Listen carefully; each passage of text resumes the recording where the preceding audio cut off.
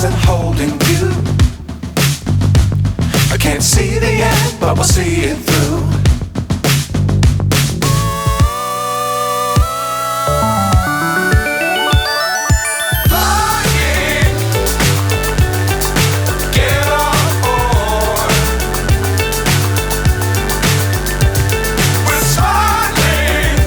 चलना देसी अंग्रेज। आज मैं दूसरा पार्ट लेके आया हूँ हैरी पॉटर का, और उसका नाम है Harry Potter and the chamber of secrets. और इसके लिए भी मेरा recommendation as usual must watch है। बहुत ही ज़बरदस्त मूवी है। और इससे पहले कि मैं रिव्यू शुरू करूँ, आप लोग जल्दी से मेरे चैनल को सब्सक्राइब कर लीजिए ताकि आपको और भी टीवी सीरीज़ और मूवीज़ के रिव्यूज़ के नोटिफिकेशन मिल सकें। डिस्क्रिप्शन की बात करते हैं तो ये दूसरा साल है हैरी पॉटर का हॉगवर्ट्स में, और एक बहुत ही पुरानी भविष्यवाणी सच हो रही है, जिसके कारण स्कूल में कोई रहस्यमयी प्राणी बच्चों को पैरालाइज कर रहा है। आइए और बात करते हैं इस मूवी के बारे में। तो ये मूवी आई थी 2002 में, और ये मूवी भी बेस्ड है सेम नाम के नॉवल पर जिसे लिखा है जेके रॉलिंग ने। ये वाली नॉवल आई थी 1998 में, और ये मूवी साल 2002 की दूसरी हाईएस्ट ग्रॉसिंग मूवी बन गई थी। तो एक्चुअली पहली वाली मूवी 2001 की हाईएस्ट ग्रॉसिंग मूवी बनी थी, और ये सेकंड वाली 2002 की सेकंड हाईएस्ट ग्रॉसिंग मूवी बनी थी। 2002 में लॉर्ड ऑफ द रिंग्स का सेकंड पार्ट, जिसका नाम था द टू टॉवर्स, वो एक्चुअली में हाईएस्ट ग्रॉसिंग मूवी बनी थी। और वैसे मैं आपको बता दूं, आगे जाके मैं लॉर्ड ऑफ द रिंग्स के भी रिव्यू करूंगा। तो हैरी पॉटर ने अराउंड $879 मिलियन का बिजनेस किया था सेकंड पार्ट ने, और लॉर्ड ऑफ द रिंग्स के सेकंड पार्ट ने $937 मिलियन का बिजनेस किया था। और मज़े की बात सुनिए, उस साल थर्ड हाईएस्ट ग्रॉसिंग मूवी रही थी, यानी कि 2002 की स्पाइडरमैन, जिसने $821 मिलियन का बिजनेस किया था। तो अब दो बातें आप लोगों को बतानी थी मुझे। पहली तो ये कि फर्स्ट पार्ट में हैरी को क्रिसमस पर एक प्रेजेंट मिलता है, और वो होता है इनविजिबिलिटी क्लोक। इसके बारे में मैं आप लोगों को बताना ही भूल गया था, तो खैर अभी बता देता हूँ। तो एज सच मूवी में नहीं दिखाया है, बट वो इनविजिबिलिटी क्लोक एल्बस डम्बलडोर ने ही दिया था हैरी को। ये बात नॉवल में भी बाद में रिवील होती है। अब इनविजिबिलिटी क्लोक है क्या, तो इसे एक बड़ा सा चोगा ही समझ लीजिए। इसको जब हैरी पहनता था, या यूँ कह लीजिए ओढ़ता इसलिए क्योंकि ये क्लोक बहुत बड़ा है और हैरी अभी छोटा बच्चा है, तो उसका पहनना भी ओढ़ना ही होता था। हाँ, तो जब हैरी ओढ़ता था इस चोगे को, तो वो गायब हो जाता था, जैसा कि नाम से जाहिर हो ही रहा है। हिंदी में से कहते हैं अदृश्य चोगा। और ये इतना बड़ा था कि शुरू के 3-4 साल तक हैरी, रॉन और हरमाइनी तीनों इसमें आराम से आ जाते थे। लेकिन फिर जैसे जैसे ये लोग बड़े होते गए, तो इसमें एक जना ही आ पाता था। एनीवे, इस चोगे को पहन के हैरी अक्सर स्कूल में रात को मस्ती करने निकल जाता था, ऐसा नॉवेल्स में बताया है। मूवीज़ में भी दिखाया है, बट उतना नहीं जितना कि नॉवेल्स में बताया गया है। और वो इनविजिबिलिटी क्लोक पहन के इसलिए निकलता था रात को, क्योंकि स्कूल में रात को अपनी डॉर्मेट्री से निकलना अलाउड नहीं था। तो हैरी मस्ती करने के लिए तो निकलता ही था। कभी कभी अगर कुछ पता लगाना होता था या कोई इन्वेस्टिगेशन भी करना होता था, तो वो इसको पहन के स्कूल के अंदर या बाहर आराम से घूम सकता था, बिना किसी टीचर या चौकीदार को पता लगे। ये तो हो गई पहली बात। दूसरी बात, जो मैंने आप लोगों को वादा किया था कि क्विडिच के बारे में बताऊंगा, तो वो सुन लीजिए। ये जादू की दुनिया में खेला जाने वाला एक खेल है, जैसे कि हमारे यहाँ सॉकर या क्रिकेट होता है। तो सबसे पहली बात, इस खेल को झाड़ू पे बैठ के आसमान में खेला जाता है, यानी कि उड़ के इस खेल को खेलते हैं। अब इसका खेलने का तरीका सुन लीजिए। 2 टीम्स होती हैं, जो कि इस केस में कोई भी 2 हाउसेस हो सकते हैं। मैंने आपको याद होगा पिछले एपिसोड में बताया था 4 हाउसेज हैं टोटल, ग्रिफिंडोर, स्लिदरिन, रेवेनक्लॉ और हफलपफ। तो इनमें से कोई भी 2 हाउसेस के टीम्स हो सकते हैं। हर टीम में 7 प्लेयर्स होते हैं, 3 चेजर्स, 2 बीटर्स, 1 कीपर और 1 सीकर। तो सबसे पहले तो ये बता दूं कि फर्स्ट पार्ट में एक बात और रिवील होती है कि हैरी झाड़ू चलाने या झाड़ू उड़ाने में मास्टर है। काइंड ऑफ उसके डीएनए में है अपने पिता की तरफ से। ये बात प्रोफेसर मैगोनेगल देख लेती है एक क्लास के दौरान। वही झाड़ू सिखाने वाली जो क्लास होती है, उसमें मैगोनेगल देख लेती है कि हैरी बहुत अच्छी झाड़ू चलाता है। तो एक्चुअली हर हाउस का एक प्रोफेसर हेड होता है। तो जैसे ग्रिफिंडोर की हेड है मिनर्वा मैगोनेगल और स्लिदरिन का हेड है प्रोफेसर स्नेप। एनीवे, तो तो मैगोनागल जब ये देखती है तो अपने हाउस की क्विडिच टीम के कैप्टन को बुलाकर कहती है कि हैरी को एज अ सीकर टीम में शामिल किया जाए। और हैरी को जब ये पता चलता है तो वो बहुत हैरान हो जाता है, क्योंकि स्कूल के रूल्स के मुताबिक फर्स्ट ईयर स्टूडेंट्स को क्विडिच खेलना अलाउड नहीं है, क्योंकि क्विडिच थोड़ा सा खतरनाक खेल है। और दूसरी बात, फर्स्ट ईयर्स को अपनी खुद की झाड़ू भी लाना मना है स्कूल में। एनीवे, ये रूल इतना स्ट्रिक्ट नहीं है, इसलिए मैगोनागल हैरी के झाड़ू उड़ाने के तरीके को देख के बहुत इम्प्रेस हो जाती है और उसे क्विडिच में हिस्सा लेने के लिए अलाउ कर देती है। खैर, अब इस गेम में 3 तरह की बॉल्स होती हैं। एक का नाम है क्वाफल, दूसरे का नाम है ब्लजर और तीसरे का नाम है स्निच। क्वाफल को चेजर्स हैंडल करते हैं और वो इसको दूसरे टीम के गोल पोस्ट में डालने की कोशिश करते हैं, काइंड ऑफ गोल करने की ही। इससे उनको 10 पॉइंट्स मिलते हैं। और ब्लजर्स एक्चुअली 2 बॉल्स होती हैं जिनको बीटर्स संभालते हैं। ब्लजर्स बहुत ही एग्रेसिव बॉल्स होती है और ये हवा में बहुत तेज़ी से उड़ते हैं और प्लेयर्स को उनके झाड़ू से गिराने की कोशिश करते रहते हैं। जी हाँ, बॉल्स खुद ही बिना किसी इंसान के इंटरफेरेंस के प्लेयर्स को मारने या घायल करने या उनको झाड़ू से गिराने की कोशिश करते रहते हैं। जादू की दुनिया या कुछ भी हो सकता है। तो बीटर्स के पास एक बैट होता है, काइंड ऑफ बेसबॉल बैट जैसा। उससे वो ब्लजर्स को मारते रहते हैं ताकि उनकी टीम के प्लेयर्स को नुकसान ना पहुँचे। और ब्लजर्स को कभी कभी वो ऐसा भी मारते हैं जानबूझ के कि अपोजिंग टीम की तरफ जाके वो उनको झाड़ू से गिरा दे या उनको मार दे। तो 3 चेजर्स क्वाफल को दूसरी टीम के गोल पोस्ट में गोल करने की कोशिश करते रहते हैं। 2 बीटर्स 2 ब्लजर्स को संभालते हैं और एक कीपर गोल पोस्ट पर कीपिंग करता है, वो गोल होने से रोकता है। अब बचा एक सीकर। ये सबसे इम्पोर्टेंट खिलाड़ी है एक्चुअली टीम का। और जो थर्ड बॉल है स्निच, सीकर उसी को ढूंढ के पकड़ता है। स्निच एक बहुत ही छोटी सी नन्ही सी गोल्डन बॉल है जो कि इतनी बड़ी गेम की फील्ड में आसानी से दिखाई नहीं देती है। और जिस टीम के सीकर ने इस बॉल को पकड़ लिया तो वो टीम जीत जाएगी। एक्चुअली स्निच को जिसने पकड़ लिया तो उस टीम को 150 पॉइंट्स मिल जाएंगे और स्निच के पकड़ते ही गेम फिनिश हो जाता है। तो हैरी पॉटर सीरीज़ में ऐसा दिखाया है कि कई बार स्निच कई दिनों तक नहीं मिली है या कभी कभी महीनों तक नहीं मिली है। तो क्विडिच का गेम कई दिनों तक या महीनों तक चलता ही रहता था। खैर, ऐसा हमेशा नहीं होता है, बहुत रेयर होता है, बट होता है।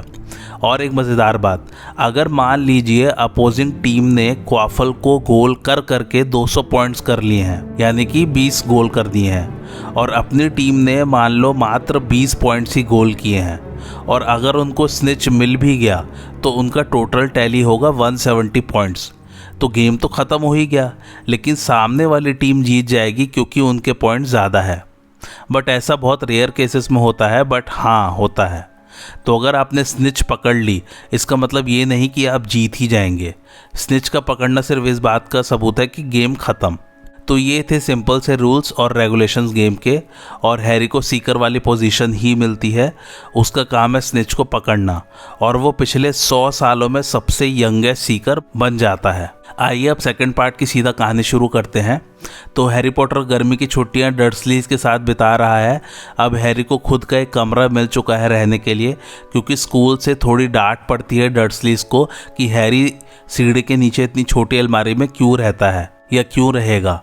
और स्कूल वाले बोलते हैं कि जादू से वो लोग उनका नुकसान कर देंगे, इसलिए हैरी के अंकल और आंट ने उसे अब खुद का एक कमरा दे दिया है। बट वो लोग उस बात का दिन रात हैरी पर एहसान जताते रहते हैं और अभी भी उससे घर के काम करवाते रहते हैं। एनीवे, एक दिन हैरी अपने कमरे में होता है और एक हाउस एल्फ उसके कमरे में आ जाता है, काइंड ऑफ घर का नौकर या किसी का गुलाम समझ लीजिए। तो हैरी उसको देख के हैरान हो जाता है। वो हाउस एल्फ हैरी को सावधान करता है कि उसको इस साल हॉगवर्ट्स नहीं जाना चाहिए क्योंकि उसकी जान को खतरा है वहाँ पर। तो घर में कुछ गेस्ट आए हुए रहते हैं डर्सलीज के यहाँ, लेकिन एल्फ अपने जादू से उन गेस्ट का कुछ नुकसान कर देता है क्योंकि हैरी मना कर रहा होता है कि मैं तो जाऊँगा स्कूल। तो डर्सलीज को लगता है कि वो नुकसान जो है वो हैरी ने किया है जादू से, और वो हैरी को कमरे में बंद कर देते हैं जिससे कि वो स्कूल ना जा सके। तो डॉबी इसलिए गैस का नुकसान कर देता है ताकि डर्सलीज उसे कमरे में बंद कर दे और वो स्कूल ना जा सके। एनीवे फिर रॉन और उसके भाई अपनी उड़ने वाली कार से हैरी को छुड़ाने आते हैं और जैसे तैसे करके हैरी वहाँ से भाग निकलता है। तो इस मूवी में पहली बार रॉन वीजली की पूरी फैमिली दिखाई जाएगी और वो लोग कहाँ रहते हैं और उनका पूरा घर। ये लोग टोटल 7 भाई बहन हैं। फादर का नाम है आर्थर वीजली और मदर का नाम है मॉली वीजली। मॉली हैरी को अपने ही बच्चे की तरह ट्रीट करती है और हैरी को भी मॉली से बहुत लगाव हो जाता है मिलने के बाद। तो टोटल ये लोग 6 भाई और 1 बहन है। इनके नाम है William, Charles, Percy, Fred and George, Ronald, और बहन का नाम है जिनवरा। फ्रेड और जॉर्ज ट्विंस है और ये लोग बहुत ही मस्तीखोर हैं और मूवी के लिए रियल लाइफ ट्विंस को ही लिया गया है। और जिनवरा, जिसको इसमें सब जिनी कह के बुलाते हैं, वो सबसे छोटी है। एनीवे हैरी वीजलीज के यहाँ अपनी बाकी गर्मी की छुट्टियाँ बिताता है। अब ये लोग को स्कूल के कुछ बुक्स वगैरह खरीदनी है तो ये लोग को डायगॉन एली जाना होता है। अब ये लोग अपने घर से जाएंगे कैसे? तो इसमें दिखाया है कि फ्लू पाउडर करके एक पाउडर है और आप इससे फ्लू नेटवर्क में ट्रैवल कर सकते हैं। अब फ्लू नेटवर्क क्या है? तो जो मेन जगह है जादू की दुनिया में, वो सब अपने फायर प्लेसेस से कनेक्टेड हैं। फायर प्लेस अपने इंडिया में कॉमन नहीं है। एक्चुअली विदेशों में घरों में फायर प्लेस होता है जहाँ ये लोग लकड़ियाँ जलाते हैं ताकि घर थोड़ा गर्म रह सके। आजकल तो वैसे हीटर आ गए हैं, बट फिर भी ये अब बड़े घरों में होता ही है विदेशों में। एनीवे, तो मेन शॉप्स या ऑफिसेस में फायर प्लेसेस बना दिए गए हैं ताकि अगर किसी को फ्लू नेटवर्क यूज़ करके वहाँ पहुँचना हो तो वो पहुँच सके। अब ये सब कनेक्टेड कैसे है वो मत पूछिएगा, बस जादू है इन सब के पीछे। एनीवे, तो फ्लू पाउडर को फायर प्लेस में जलती हुई आग में डाल देते हैं जिससे कि वो वाली आग हार्मलेस यानी कि बिना नुकसान पहुंचाने वाली बन जाती है। और फिर उस फायर में जाके जिसको जहाँ जाना होता है वो वहाँ का नाम लेता है और बिल्कुल सही नाम लेना होता है, नहीं तो किसी गलत जगह की फायर प्लेस से आप निकलेंगे। तो ऐसा सब लोग कर रहे थे और सब डेस्टिनेशन का नाम डायगॉन एली कह रहे थे। लेकिन हैरी जैसे ही उस आग में गया उसने डेस्टिनेशन का नाम बोल दिया डायगोनल एली और फिर वो गलत जगह चला गया। वो निकलता है सीधा नॉकटर्न एली में। नॉकटर्न एली में भी शॉप्स वगैरह हैं, लेकिन वहाँ सब डार्क आर्ट्स यानी कि काला जादू या बुरे जादू से रिलेटेड चीज़ें बिकती है और वहाँ लोग भी सब आपराधिक तरीके के घूमते रहते हैं। एनीवे, जब हैरी वहाँ पहुँचता है तो वो डर जाता है, लेकिन कुछ काम से हैग्रिड वहाँ आया होता है तो वो हैरी को वहाँ से डायगॉन एली ले जाता है। डायगॉन एली में हैरी पूरी वीजली फैमिली से मिलता है और हरमाइनी भी उसे वहाँ मिलती है। फिर ये लोग देखते हैं कि गिल्डरॉय लॉकहार्ट करके एक प्रोफेसर अपनी बुक्स पर साइन कर रहा है और लड़कियां और वुमेन सब एकदम मरी जा रही हैं उससे सिग्नेचर लेने के लिए अपनी बुक्स पर। तो गिल्डरॉय लॉकहार्ट की पर्सनैलिटी थोड़ी सी चार्मिंग सी दिखाई है, लेकिन असल में आता उसको कुछ नहीं है। और यही बनता है हॉगवर्ट्स का डिफेंस अगेंस्ट डार्क आर्ट्स वाले सब्जेक्ट का नया teacher. Defence against dark arts actually में हॉगवर्ट्स का सबसे इम्पॉर्टेंट सब्जेक्ट है, क्योंकि इसी में दुश्मनों से या किसी भी खतरनाक चीज़ से कैसे लड़ना है वही सब सिखाया जाता है इसमें। और इसी में मेन ड्यूअल वाले स्पेल्स यानी कि लड़ाई वाले स्पेल्स भी सिखाए जाते हैं, डिफेंस वाले भी और ऑफेंस वाले भी, यानी कि किसी स्पेल को रिपेल करने वाले स्पेल्स भी और हमला करने वाले स्पेल्स भी। एनीवे, फिर हैरी को और वीजली फैमिली और हरमाइनी को मिलता है ड्रेको मैल्फॉय और उसके फादर, जिसका नाम है ल्यूसियस मैल्फॉय। अब ये सुनिए, ये लोग अपने आप को बहुत सुपीरियर और बड़ा समझते हैं बाकी परिवारों के मुताबिक। यहाँ पैसे का चक्कर नहीं है, काइंड ऑफ है भी, लेकिन यहाँ चक्कर मेनली है ब्लड लाइन का। तो जो लोग प्योर ब्लड लाइन से आए हैं यानी कि जिनके पूर्वज या माता पिता भी जादूगर रहे हैं, उनसे जो बच्चे पैदा हुए हैं वो प्योर ब्लड लाइन के माने जाते हैं और मैल्फॉयस प्योर ब्लड लाइन को ही बिलोंग करते हैं। लेकिन जो लोग के पूर्वज में कोई मगल रहा है और उसकी किसी जादू वाले परिवार में शादी हुई है और उनसे जो बच्चे पैदा हुए हैं उन्हें ये लोग इम्प्योर ब्लड लाइन का मानते हैं। मगल यानी कि जिन्हें जादू नहीं आता, यानी कि हमारी दुनिया। और जो लोग मगल से दोस्ती करते हैं या उनसे बात करते हैं उनसे भी ये प्योर ब्लड लाइन वाले नफ़रत करते हैं। तो इसलिए मैल्फॉयस को वीजली से नफ़रत है, क्योंकि आर्थर वीजली मगल से दोस्ती करता रहता है।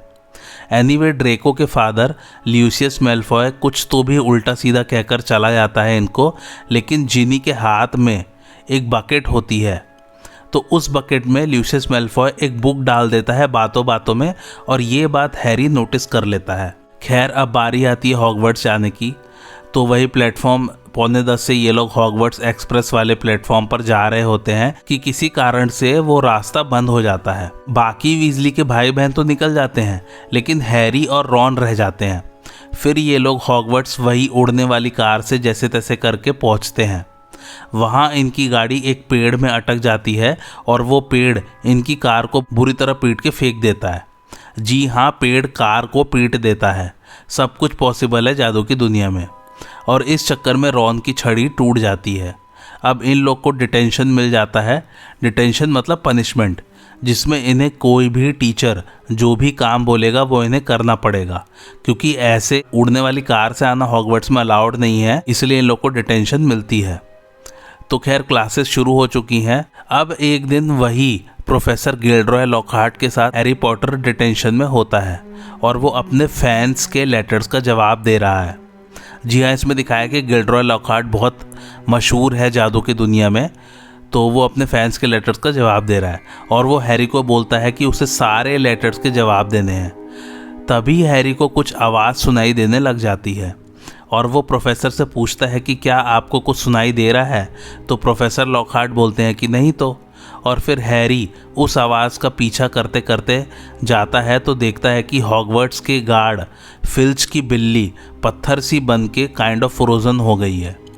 तभी वहाँ सारे स्टूडेंट्स ग्रेट हॉल से खाना खा के निकलते हैं और देखते हैं कि हैरी उसके पास खड़ा है, यानी कि वो बिल्ली के पास। तो सबको लगता है कि हैरी ने कुछ किया है उस बिल्ली को। बट फिर और प्रोफेसर्स भी आते हैं और बोलते हैं कि ये जादू कोई 12 साल का स्टूडेंट नहीं कर सकता, ये बहुत ही एडवांस जादू है। और लॉकहार्ट भी कहता है कि हैरी मेरे साथ था डिटेंशन में।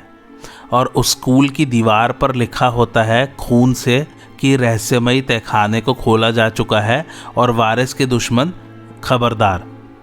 इंग्लिश में कुछ ऐसे है, the chamber of secrets has been opened, enemies of the heir beware. अब अगले दिन क्लास में स्टूडेंट्स पूछते हैं कि चैम्बर ऑफ सीक्रेट्स क्या है। तब प्रोफेसर मिनर्वा मैकगोनागल बताती है कि हॉगवर्ट्स के 4 फाउंडर्स थे और उनके नाम थे Salazar Slytherin, Godric Gryffindor, Helga Hufflepuff और रोविना रेवेनक्लॉ। हिंदी में इनके नाम बताए गए हैं नागेश नागशक्ति, गौरव गरुणद्वार, माया मेहनतकश और चंद्रिका चीलघात। तो बाकी फाउंडर्स को कोई परेशानी नहीं थी, लेकिन सालाज़ार स्लिदरिन का ये कहना था कि सिर्फ प्योर ब्लड लाइन वाले ही हॉगवर्ट्स में पढ़ेंगे, कोई भी मड ब्लड यानी कि इम्प्योर ब्लड लाइन वाला हॉगवर्ट्स में एडमिशन नहीं ले सकता है। लेकिन बाकी फाउंडर्स ने इस बात का विरोध किया।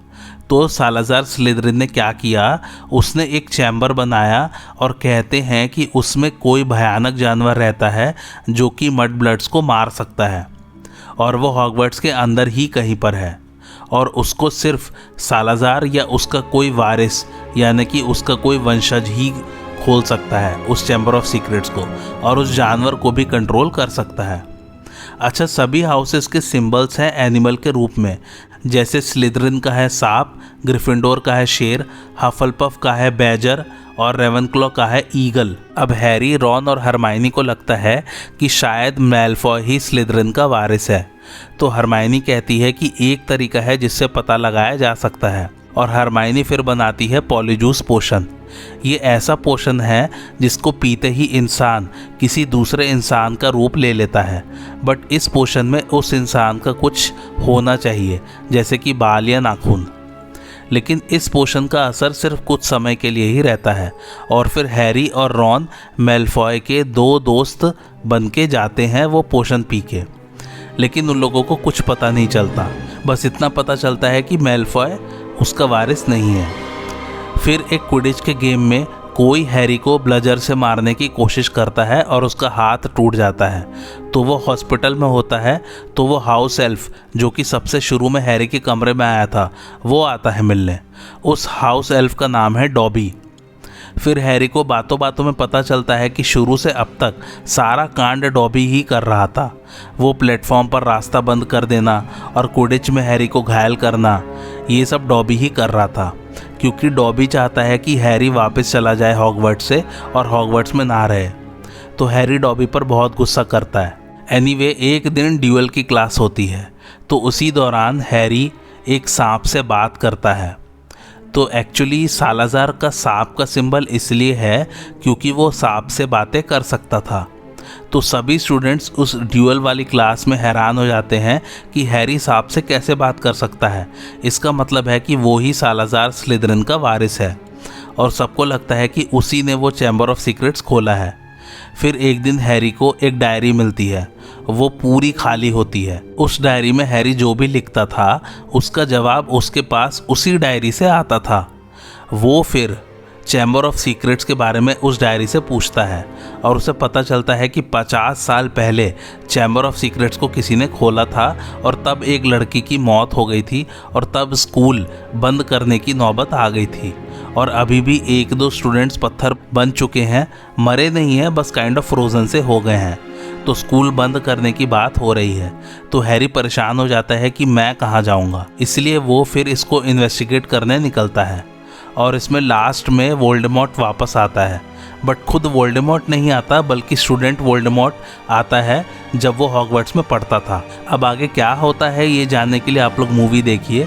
इसमें भी मैंने ऊपर ऊपर से कहानी बताई है, अभी बहुत कुछ होना बाकी है इस मूवी में। आखिरकार कौन निकलता है स्लिदरिन का वारिस, और वोल्डेमॉर्ट वापस कैसे आता है, और हैरी कैसे सबको रोकेगा, और कौन सा जानवर है रहस्यमयी तहखाने में, और ये डायरी का क्या चक्कर है, ये सब कुछ जानने के लिए मूवी देखिए। प्रोडक्शन के बारे में कुछ खास कहने को नहीं है, बस इतना है कि इस मूवी के लिए सबसे बड़ा सेट बनाया गया था, यानी कि सभी 8 मूवीज़ में से इसी मूवी में चैम्बर ऑफ सीक्रेट्स के लिए सबसे बड़ा सेट बना था। चैम्बर यानी कि तहखाने को दिखाना था, तो उसका सेट बना था 76 मीटर्स लंबा और 36.5 मीटर चौड़ा। और इस मूवी में बहुत ही ज़बरदस्त स्पेशल इफ़ेक्ट्स यूज़ हुए हैं, वो आपको मूवी देख के ही समझ में आ जाएगा। और इसमें स्नेप, डम्बलडोर और हैग्रिड सभी कैरेक्टर्स वापस आएंगे, सभी का कहीं ना कहीं कहानी से लेना देना रहेगा। और हाँ, ये मूवी को बनाने की तैयारी पहली फिल्म के रिलीज़ के 3 दिन बाद ही शुरू हो गई थी। और हाँ, इस मूवी ने भी ढेर सारे अमेरिकन और ब्रिटिश अवार्ड जीते हैं। तो अब बारी आती है मेरे रिकमेंडेशन की। Must must must must must watch है मेरी तरफ से। एक्चुअली ये रिकमेंडेशन आप सभी मूवी के लिए ऑलरेडी लागू कर लीजिए, क्योंकि मेरे पास सिर्फ इतना ही कहने को है कि हर नॉवल या मूवी की कहानी एकदम अलग और अनोखी और लाजवाब है, और मूवी सेट्स तो सभी के इतने सुंदर और अद्भुत बनाए गए हैं, और विजुअल इफ़ेक्ट्स तो अति उत्तम है, और एक्टिंग सभी एक्टर्स की ऑसम है। सो ऑल इन ऑल आप बस इसे देखिए और हैरी पॉटर की दुनिया में 3 घंटे के लिए खो जाइए। आइए अब कुछ मज़ेदार फैक्ट्स की बात करते हैं। तो पहला फैक्ट यह है कि इसमें एक भूत का किरदार है जिसका नाम है मोर्निंग मर्टल, और वो यही स्टूडेंट है जो 50 साल पहले मरी थी, लेकिन उनका किरदार निभाया है एक 37 ईयर ओल्ड एक्ट्रेस ने इस मूवी में। उनका किरदार निभाया शर्ली हेंडरसन ने। ये सबसे ओल्डेस्ट एक्ट्रेस है जिसने हॉगवर्ट्स के स्टूडेंट का किरदार निभाया है। दूसरा फैक्ट है कि इस मूवी के लिए डैनियल रेडक्लिफ को £1.25 लाख ऑफर हुए थे, लेकिन फिर एक्टर्स एसोसिएशन ने कहा कि डैनियल को ज़्यादा मिलना चाहिए, और नेगोशिएट करने के बाद डैनियल को £2 मिलियन मिले थे इस मूवी के लिए। तीसरा फैक्ट यह कि तो इसमें दिखाया है कि रॉन को मकड़ियों से बहुत डर लगता है, और रियल लाइफ में भी रूपर्ट ग्रिंट जिन्होंने रॉन का किरदार निभाया है उन्हें भी मकड़ियों से बहुत डर लगता है। तो मकड़ी वाला एक सीन है, उसमें रॉन एक्चुअली में बहुत डरे हुए थे। वहाँ उन्होंने एक्टिंग नहीं की है, बल्कि वो उनका रियल लाइफ रिएक्शन था सिचुएशन के लिए, और रॉन ने मूवी का वो सीन आज तक भी नहीं देखा है। चौथा फैक्ट ये कि जो उड़ने वाली कार इसमें यूज़ हुई है वो है फोर्ड एंग्लिया। तो 14 कारें डिस्ट्रॉय की गई थी वो वाला सीन क्रिएट करने के लिए जिसमें पेड़ कार को पीट देता था। पांचवा फैक्ट यह कि हैरी सांपों से बात कर सकता है, तो उसको बोलते हैं पार्सल टंग। तो पार्सल टंग वाली भाषा एक्चुअली में जेके रॉलिंग ने तैयार की थी ताकि कास्ट मेंबर्स उसे बोल सकें। छठा फैक्ट यह कि टॉम रिडल यानी कि यंग वोल्डेमॉर्ट के रोल के लिए एडी रेडमेन ने ऑडिशन दिया था। और आज एडी रेडमेन बहुत बड़े स्टार हैं हॉलीवुड के। खैर उन्हें रोल मिला नहीं था। 7वां फैक्ट ये कि ह्यू ग्रांट पहले गिलरॉय लॉकहार्ट का किरदार निभाने वाले थे, लेकिन किसी वजह से उनको इस रोल से विड्रॉ करना पड़ा। ह्यू ग्रांट ब्रिटेन और अमेरिका दोनों देशों में बहुत बड़े फिल्म स्टार हैं। और हाँ, गिलरॉय लॉकहार्ट का रोल निभाया केनेथ ब्राना ने, ये भी बहुत बड़े स्टार हैं हॉलीवुड के। 8वां फैक्ट यह कि जेसन आइजैक्स ने गिलरॉय लॉकहार्ट के रोल के लिए पहले ऑडिशन दिया था, लेकिन डायरेक्टर क्रिस कोलंबस के कहने पर उन्होंने ल्यूसियस मेलफॉय के लिए भी ऑडिशन दिया। फिर उनको ल्यूसियस के रोल का ऑफ़र आया। वो उस रोल को नहीं करना चाहते थे, बट फैमिली मेम्बर्स के कहने पर उन्होंने वो रोल एक्सेप्ट कर लिया। 9वां फैक्ट यह कि इस मूवी में डम्बलडोर का ऑफिस दिखाया गया है और कहते हैं कि उस समय के हिसाब से इसका सेट सबसे महंगा बना था। 10वां फैक्ट यह कि डैनियल का कहना है कि चैम्बर ऑफ सीक्रेट्स वाली नावल उनकी 7 नॉवेल्स में से फेवरेट नावल है। 11वां फैक्ट यह कि डॉबी का किरदार एक लकड़ी पर बॉल लगा के दिखाया गया है। 12वां और आखिरी फैक्ट यह कि काफ़ी सारे फैंस अमेरिका में स्कूबी डू की मूवी देखने गए थे सिर्फ इसलिए क्योंकि Harry Potter and chamber of secrets की मूवी का ट्रेलर प्रीव्यूज़ में दिखाया जाएगा। IMDb रेटिंग की बात करें तो वो है 7.4, जिसे रेट किया लगभग 6,63,000 लोगों ने। और मेरा रिकमेंडेशन आप लोग को पता ही है, मस्ट वॉच है, बहुत ही ज़बरदस्त मूवी है और सेकंड पार्ट है तो आपको और भी मज़ा आएगा और भी बहुत सारे खुलासे होंगे हैरी पॉटर की दुनिया में। तो आपको आज का रिव्यू कैसा लगा मुझे कमेंट करके ज़रूर बताइए और मेरे चैनल देसी अंग्रेज को लाइक शेयर और सब्सक्राइब ज़रूर कीजिए। Thanks for watching.